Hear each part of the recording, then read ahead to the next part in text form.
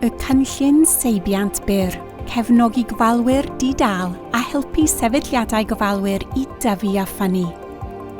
Mae sefydliadau yn ehangu eu cyrhaeddiad a'i capasiti, gan feithrin gwydnwch a chael cydnabyddiaeth am eu dulliau arloesol.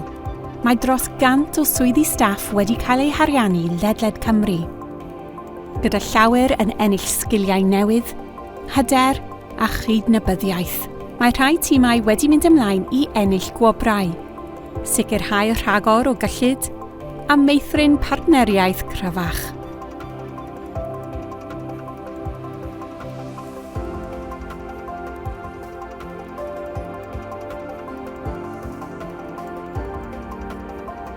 Mae manteision y cynllun yn bell gyrhaeddol.